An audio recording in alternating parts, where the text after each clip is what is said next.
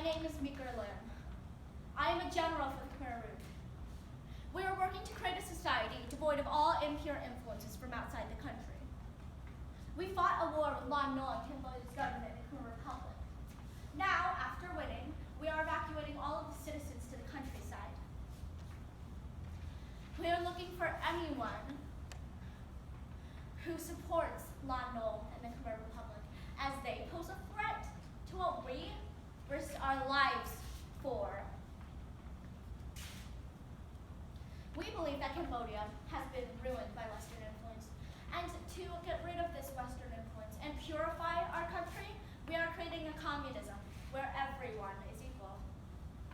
The Yun, or Vietnamese, want to take Cambodia back and make it as it was before. Now, it is a pure society where everyone is equal. Everyone gets the same amount of food and no one is above anyone else. There is no money or economy, just food and shelter for everyone. The NJH protect you. Today, the NJH soldiers drove away our hated enemy, the Yun, from our country. There are many more Yun than Khmer soldiers, but our soldiers are stronger fighters and will defeat the Yun, thanks to the NJH. We ask doctors to come forward. We know what you have done is wrong, and we forgive you. Come forward, and you shall receive no punishment. Would anyone like to confess? No one? All right, then. Dismissed! Anyone who refuses to work in the fields or join the army will be sent to re-education camp. Refusing to work in the fields and pick crops is letting civilians starve. Refusing to fight in the army is refusing to fight for the equal and pure country that we have made Cambodia. Each day we find more and more traitors of the NJH. The orphanages fill up with their children. We give them nightly meetings and tell them how we are protecting them. And the orphanage leaders get the children prepared to fight. We want them to be ready when the demon Yun arrive.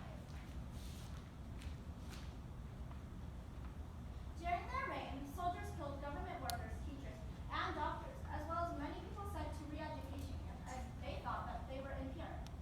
They believed what they were doing is right. They believed that to fix Cambodia, it was necessary to execute intellectuals. And when asked about how many people died during the revolution, one soldier said that the number was not more than 10,000.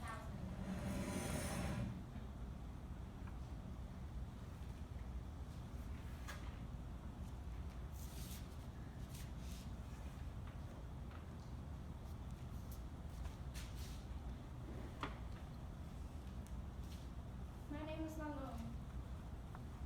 I'm 5 years old. My father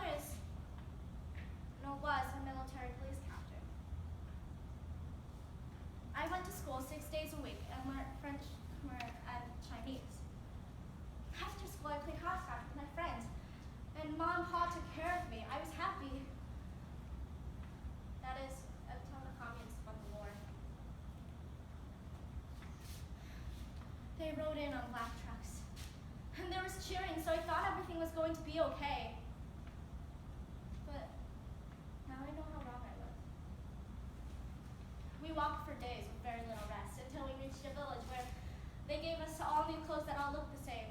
And then they cut our hair to all look the same too. Each day we worked for 12 hours in the fields, picking crops. It's so hot out, and we get no breaks. People around me are dying of dehydration and hunger and exhaustion. And then soldiers come and take away 3 of my brothers and sisters. They take away my father too. And they said he would be back in a few days, but he doesn't return. And I know what must have happened to him.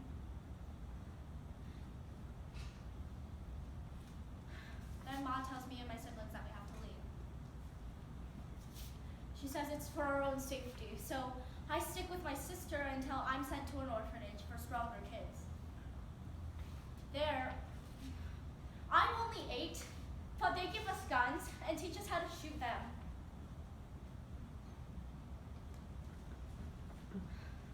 One day, during a work day, I sneak out to go visit my family, only to find that my 5-year-old sister and mother are dead.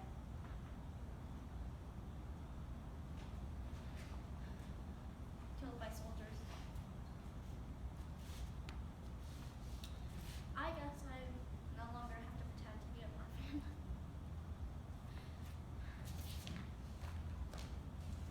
The executions of military officers, government workers, and intellectuals, as well as the deaths in fields due to starvation, exhaustion, and dehydration, still affect Cambodia today, 40 years after the tragedy. Class, do we have any questions so far? No? Okay.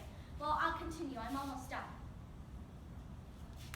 Cambodia was left with most of its intellectuals dead, and the leaders of the empire were charged with genocide and crimes against humanity. In the end, about 2 million people died during what is now known as the Cambodian genocide, where the empire tried to make their country better, only what they did was make it worse. Let us never forget about the tragedy that plagued Cambodia. From Nazi Germany to war in Syria and Iraq today, war has plagued the planet for reasons as small as the amount of melanin in one's skin. Since the beginning of the Syrian war in 2011, more than 470,000 people have been killed. It seems the world has grown used to tragedy and death, but we still have hope. May the human race work towards peace.